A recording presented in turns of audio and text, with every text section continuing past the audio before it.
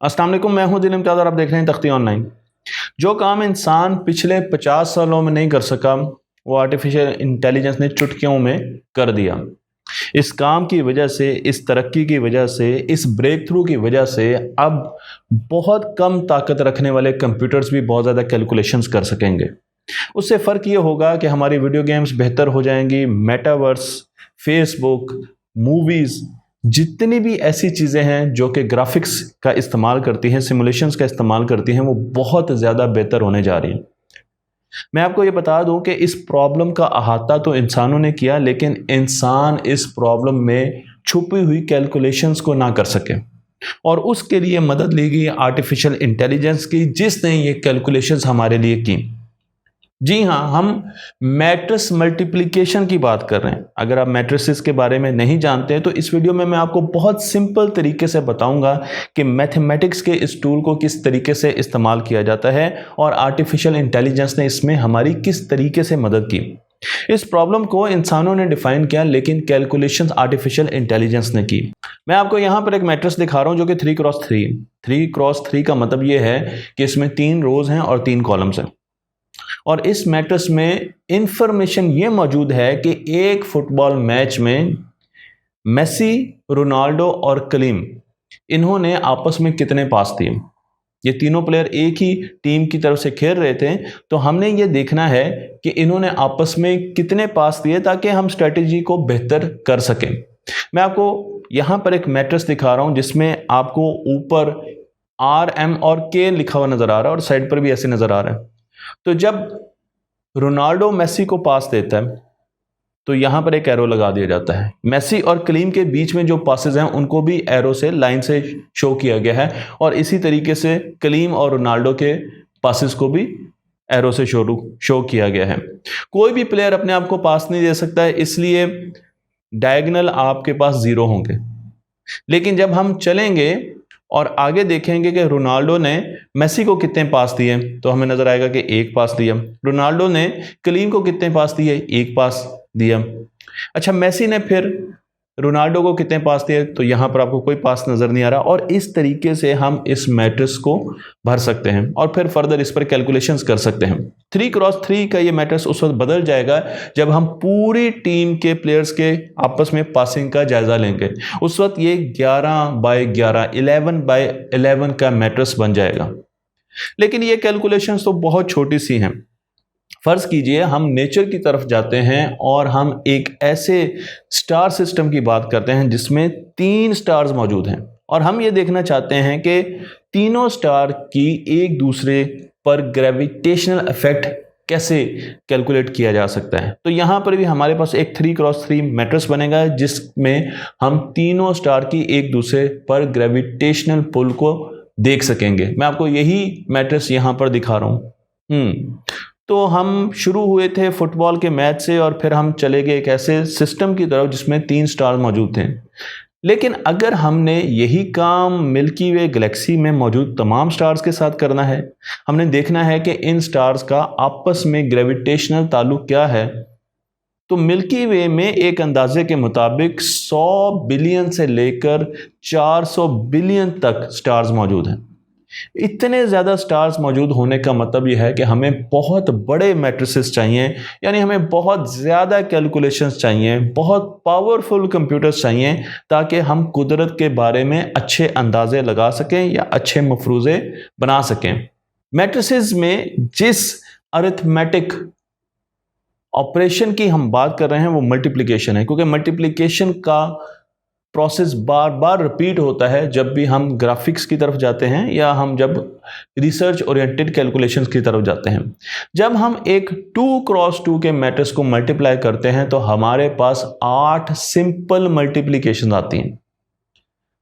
तो याद रखिए कि जब 2x2 के मैट्रिक्स को आपस में 2 मैट्रिक्स को मल्टीप्लाई करना है तो हमारे पास 8 सिंपल मल्टीप्लिकेशन आएंगी। जो जो हम मैट्रिक्स का साइज बढ़ाते जाते हैं, मल्टीप्लिकेशन 8 टाइम्स ज़्यादा होती जाती है।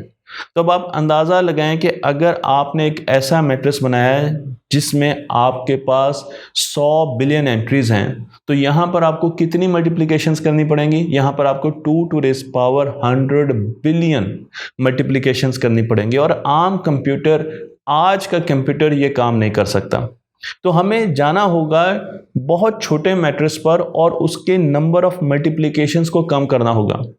एक साइंसदान जिनका नाम वोल्कर स्ट्रेसन है, जो कि जर्मन मैथमेटिशियन है, उन्होंने 1969 में ये डिस्कवर किया कि जब हम 2 क्रॉस 2 के मैट्रिक्स को मल्टीप्लाई करते हैं तो नॉर्मल जो क्लासिक वे है उसमें तो 8 मल्टीप्लिकेशंस होती हैं, सिंपल मल्टीप्लिकेशंस होती हैं, लेकिन इनके एल्गोरिदम की मदद से हम 7 मल्टीप्लिकेशन में भी पूरे मैट्रिक्स की मल्टीप्लिकेशन का रिजल्ट निकाल सकते हैं। तो 7 सिंपल मल्टीप्लिकेशन, कहाँ पर 8 थी अब 7 होगी, तो एक मल्टीप्लिकेशन कम होगी, और उससे बहुत मेजर इफेक्ट आ गया। जब हम 8 क्रॉस 8 मैट्रिक्स की बात करते हैं तो हम उसे छोटे छोटे 2 क्रॉस 2 मैट्रिसेस में तकसीम कर सकते हैं, और जब हम 2 क्रॉस 2 मैट्रिसेस में तकसीम करके उनको मल्टीप्लाई करते हैं तो स्ट्रॉसन साहब का जो एल्गोरिदम था उससे 343 सिंपल नंबर मल्टीप्लिकेशंस करनी पड़ती हैं।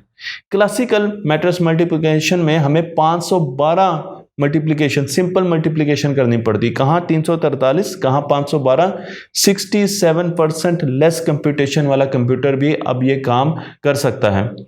तो स्ट्रॉसन के इस एल्गोरिदम ने हमें ये बताया कि हम कितना भी बड़ा मैट्रिक्स हो उसको 2 बाय 2 मैट्रिसेस में हम तोड़ सकते हैं, और उसके बाद जब मल्टीप्लिकेशन करेंगे तो मल्टीप्लिकेशन के लिए जो नंबर मल्टीप्लिकेशंस हैं उनकी तादाद कम हो जाएगी। और इसी वजह से मैं आपको यहाँ पर एक ग्राफ दिखा रहा हूँ कि आप नॉर्मल मल्टीप्लिकेशन देखें मैट्रिक्स की तो किस तरीके से ऊपर जाती हैं, लेकिन जैसे जैसे मैट्रिक्स का साइज बढ़ता है, स्ट्रॉसन जो कि रेड कलर से यहाँ पर शो किया गया, उनके एल्गोरिदम हमें कम मल्टीप्लिकेशन की तरफ लेके जाते हैं, और हमें कम एनर्जी के डिवाइसेस भी ये काम करके दे सकते हैं। स्ट्रॉसन के बाद एक और साइंसदान है जिनका नाम था शैम्यूल IBM के रिसर्चर थे। उन्होंने 1970 में यह बताया कि अगर आप 2/2 2 क्रॉस 2 का एक मैट्रिक्स ले रहे हैं और उसको मल्टीप्लाई करना चाहते हैं तो ये पॉसिबल ही नहीं है कि आप 6 या 6 से ज़्यादा कम नंबर मल्टीप्लिकेशन के ज़रिए से हासिल कर सकें। तो इनडायरेक्टली उन्होंने स्ट्रॉसन के एल्गोरिदम की तौजीह दी और उन्होंने कहा कि वो 7 मल्टीप्लिकेशन में हमें रिजल्ट देता था, 6 तो हो ही नहीं सकती, तो वो मिनिमम हमें दे रहा है, थ्रेशोल्ड दे रहा है स्ट्रॉसन का एल्गोरिदम, और हम कभी भी 7 सिंपल मल्टीप्लिकेशन से कम मल्टीप्लिकेशन करके 2 बाय 2 के मैट्रिक्स को मल्टीप्लाई नहीं कर सकते। उन्होंने इसकी वेरिफिकेशन की 1970 में। 1970 से 2022 तक इंसान यही समझता रहा कि हम 2 मैट्रिसेस को आपस में मल्टीप्लाई करने के लिए 7 से कम कैलकुलेशन, 7 से कम सिंगल डिजिट मल्टीप्लिकेशन नहीं कर सकते।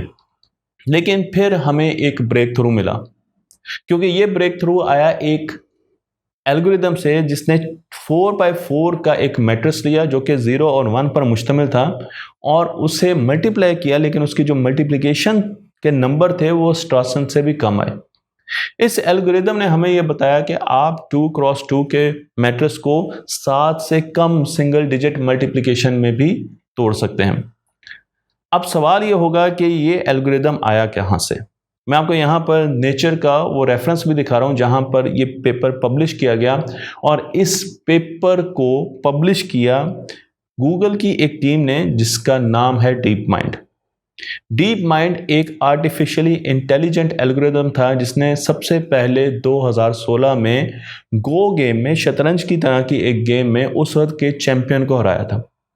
डीप माइंड के फर्दर जितने भी रिवीजन्स आए, जितने भी डिफरेंट मॉडल्स आए, वो ना सिर्फ शतरंज में और गो गेम में बहुत अच्छे थे, बल्कि वो वीडियो गेम्स भी खेलना शुरू हो गए, और उन्होंने उस वक्त के वीडियो गेम्स के चैंपियंस को हराना शुरू कर दिया। उन्होंने स्ट्रेटेजी गेम्स भी खेलना शुरू कर दी और उन गेम्स में भी लोगों को हराना शुरू कर दिया। लेकिन हम अल्फा 0 या अल्फा गो की बात नहीं कर रहे, बल्कि हम एक और तरफ चलते हैं जिसे अल्फा टेंसर कहा जाता है। बिल्कुल, ये भी डीप माइंड की ही एक ब्रांच है जो कि न्यूमेरिकल प्रॉब्लम्स का इस्तेमाल करती है, न्यूमेरिकल प्रॉब्लम्स को सॉल्व करने की कोशिश करती है। इसकी बुनियाद अल्फा 0 पर ही है जो कि शतरंज में लोगों को और चैंपियंस को हराता था, लेकिन अब इसका टारगेट ज़्यादा मैथमेटिकल प्रॉब्लम है। और ये इस्तेमाल करता है एक एल्गोरिथम जिसे रीइंफोर्समेंट लर्निंग कहते हैं।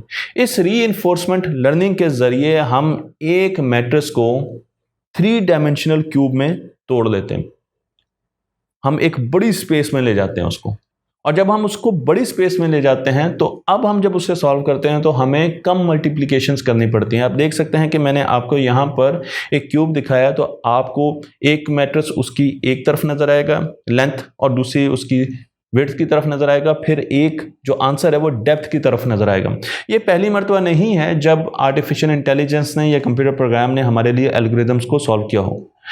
मैं आपको 1996 में लेकर चलता हूँ, जहाँ पर एक बहुत बड़े प्रॉब्लम को हम सॉल्व करने की कोशिश कर रहे थे, और पहली मर्तबा कंप्यूटर के सर्च एल्गोरिदम्स ने हमारी मदद की।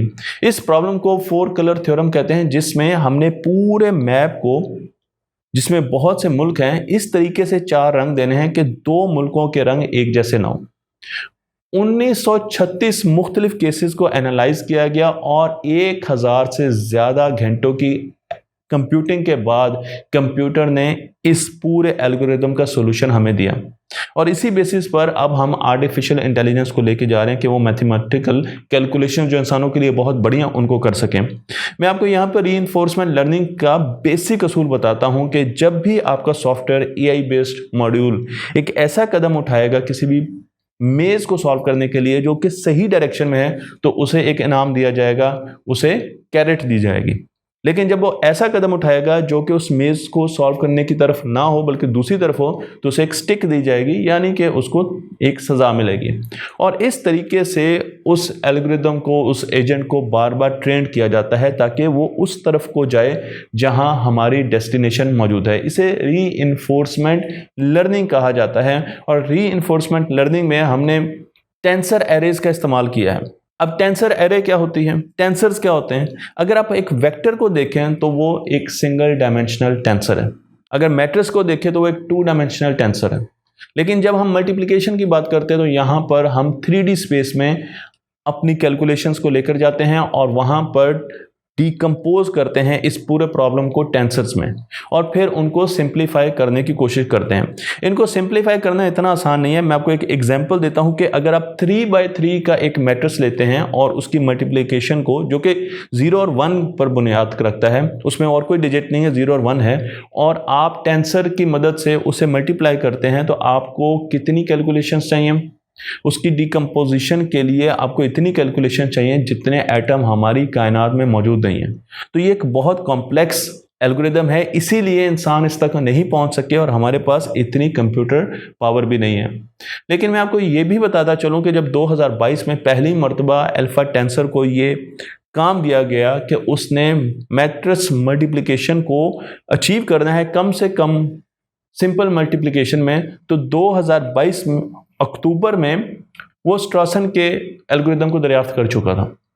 अब वो तेजी से चल रहा है। उसने पहले स्ट्रॉसन के एल्गोरिदम को दरियाफ्त किया, तो हमने कहा कि इससे आगे तो हम जा ही नहीं सकते क्योंकि हम 50 साल हिस्ट्री रखते हैं। लेकिन उसके बाद फिर उसने 4x4 के मैट्रिक्स को स्ट्रॉसन से भी कम कैलकुलेशन में मल्टीप्लाई करके हमें दिखाया। यहाँ पर स्टैंडर्ड मल्टीप्लिकेशन 64 थी, स्ट्रॉसन 49 मल्टीप्लिकेशन में काम कर पा रहा था, लेकिन अल्फा टेंसर ने 47 मल्टीप्लिकेशन में ये काम पूरा कर दिया, जिससे हमें अंदाज़ा हुआ कि हमारे पास पोटेंशियल है, क्योंकि जैसे जैसे मैट्रिक्स का साइज बढ़ेगा नंबर ऑफ मल्टीप्लिकेशन बड़ी तेज़ी से कम होंगे। और इसके अलावा भी जब हम हायर डायमेंशन में जाते हैं तो वहाँ पर भी हमें बहुत सी ऐसे एल्गोरिदम्स मिले जिनका इस्तेमाल करते हुए हम स्ट्रॉसन की थ्रेशोल्ड से नीचे ज़्यादा मल्टीप्लिकेशन कर सकते हैं। अब इसका फ़ायदा क्या है? इसका फ़ायदा ये है, तो मैं यहाँ पर आपको ग्राफ दिखा रहा हूँ जिसमें आप स्ट्रॉसन को रेड कलर से देख सकते हैं उसकी कैलकुलेशन को, और अल्फा टेंसर ने जो कैलकुलेशंस की हैं, जो उसकी लिमिट है, उसको आप ब्लू कलर से देख सकते हैं। तो जैसे जैसे मैट्रिक्स का साइज बढ़ता है आप देख सकते हैं कि वही कंप्यूटर है, वही चिप है, और उस चिप में आप अल्फा टेंसर की ज़्यादा कैलकुलेशंस कर सकते हैं। अगर आप बड़े मैट्रिसेस की तरफ जाते हैं तो वहाँ पर आप ज़्यादा कैलकुलेशन कर सकते हैं बनिस्बत अगर आप स्ट्रॉसन का एल्गोरिदम यूज़ करें। और अगर हम TPU v2 की तरफ जाते हैं जो कि पर्पस बिल्ड चिप है, इसमें 2 टेंसर कोर्स मौजूद हैं जो कि आर्टिफिशियल इंटेलिजेंस बेस्ड है। तो आप देख सकते हैं यहाँ पर बहुत ज़्यादा फ़र्क है। नीली बार्स आपको बड़ी नज़र आ रही हैं और लाल बार्स कम होती नज़र आ रही हैं। तो आप गिवन कंप्यूटर की जो पावर है उसमें बहुत ज़्यादा कैलकुलेशंस कर सकते हैं अगर आप अल्फा टेंसर की मदद लेंगे, और अगर आप स्ट्रॉसन एल्गोरिदम की तरफ जाएंगे तो आप कम कैलकुलेशंस कर सकते हैं। इसका फ़ायदा इंसान को अपनी इंडस्ट्री में बहुत ज़्यादा होने जा रहा है। हम जब बात करते हैं कंप्यूटर ग्राफिक्स की तो हम वर्चुअल रियलिटी की बात करते हैं, हम ऑगमेंटेड रियलिटी की बात करते हैं, हम मूवीज़ की बात करते हैं, हम एनिमेशंस की बात करते हैं, हम वीडियो गेम्स की बात करते हैं, हम ऐसे फोरम्स की बात करते हैं जो कि आगे आने वाले हैं, जैसे कि ओमनीवर्स, मेटावर्स। ये वो सारी चीज़ें हैं जो कि कंप्यूटर कैलकुलेशन पर बेस करेंगी, जो कि कंप्यूटर ग्राफिक्स पर बेस करेंगी। और अगर हमारे पास ऐसे एल्गोरिदम हैं जो कि कम पावर के साथ हमें अच्छी रेजोल्यूशन दे सकते हैं, अच्छे ग्राफिक्स दे सकते हैं, तो आप अपने आप कंप्यूटर पर वो गेम्स भी फ्यूचर में खेल सकेंगे जो आज आप नहीं खेल सकते। और उसके साथ साथ हम कायनात को इस तरीके से डिस्कवर कर सकेंगे, हम कायनात के बारे में जान सकेंगे जो कि हम पहले नहीं जानते थे, चाहे हम एटम की बात कर रहे हैं या हम बहुत बड़ी गैलेक्सीज की बात कर रहे हैं। तो मुझे उम्मीद है कि आपको अंदाज़ा हुआ होगा कि कैलकुलेशन में आर्टिफिशियल इंटेलिजेंस ने हमारी किस तरीके से मदद की है, और हमारे बताए हुए प्रॉब्लम की कैलकुलेशन उसने किस तरीके से करके वो दहलीज पार कर दी है जो 50 सालों में इंसान नहीं कर सका। तख्ती ऑनलाइन को लाइक कीजिए, शेयर कीजिए और इस इल्म को दूसरों तक पहुंचाते रहिए।